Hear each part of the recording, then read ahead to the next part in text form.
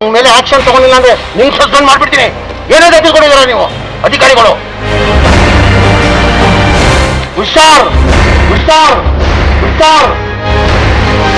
3 ದಿನ ಟೈಮ್ ಕೊಡ್ತೀನಿ, ನಮ್ಗೆಲ್ಲ ಲೆಕ್ಕ ಕೊಡಬೇಕು.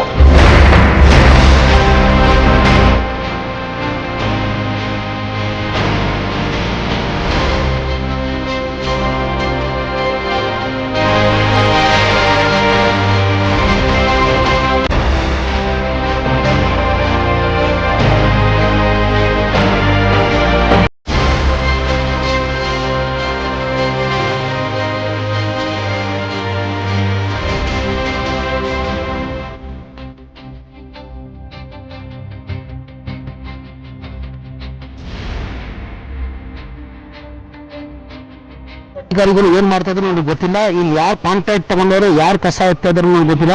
ಇಲ್ಲಿ ನೋಡಿ ಜನಗಳು ನೋಡಪ್ಪ, ತೋರ್ಸಪ್ಪ, ಇದು ತೋರ್ಸೋದು ನೋಡಿ, ಹುಳಗಳು ಎಲ್ಲ ಬಂದು ಈ ತರ ಇಟ್ಕೊಂಡು ಈ BBMP ಅಧಿಕಾರಿಗಳು ದಯಮಾಡಿ ನಿಮ್ಗೆ ವಾರ್ನ್ ಮಾಡ್ತಾ ಇದೀನಿ, ಮಾಧ್ಯಮ ಮುಖಾಂತರ ನಾನು ವಾರ್ನ್ ಮಾಡ್ತಾ ಇದ್ದೀನಿ. ಜನ ಹೆಂಗ್ರಿ ಹೋದವರು, ಮುಂಚೆನೆ ಕಾಯಿಲೆಯಲ್ಲಿ ಜನ ಸಾಯ್ತಾವ್ರೆ. ಎಷ್ಟಿದ್ರು ಕಾಂಟ್ರಾಕ್ಟ್, ಯಾರು ಕಾಂಟ್ರಾಕ್ಟರ್ ಅದು?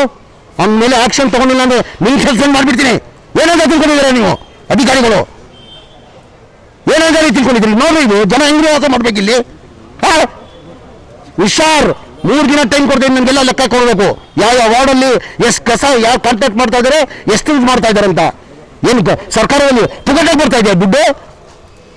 ಪುಗಟಾಗಿ ಬರ್ತಾ ಇದೆಯಾ ದುಡ್ಡು ಸರ್ಕಾರದಲ್ಲಿ? ಈ ತರ ಬಿಟ್ಕೊಂಡು ಮೇನ್ ರೋಡಲ್ಲಿ ದುಡ್ಡು ಹಾಕೊಂಡು ನಾನು ಬುಧವಾರ ನಂತರ ಬಂದು ಎಲ್ಲ ಮಾಹಿತಿ ಕೊಡ್ಬೇಕು ನನಗೆ. कल चामराजपेट के रुकन असेंबली बिजर जमीर अहमद खान किसी प्रोग्राम के लिए जा रहे थे। रास्ते में पादरायणपुरा यानी वार्ड नंबर 135 जो उनके हलके में आता है, वहां पे उन्हें कूड़ा कचरा नजर आया और वो अचानक कार से उतर गए और उसका जायजा लिया। न सिर्फ जायजा लिया, मीडिया के सामने उन्होंने ऐसी दहाड़ लगाई कि BBMP को वार्निंग दी कि वो 3 दिन के अंदर ये कचरा साफ करें, क्योंकि कोरोना वबा की वजह से पहले ही हालात खराब हैं और BBMP सफाई के लिए इस तरह से नाकाम साबित हो रही है।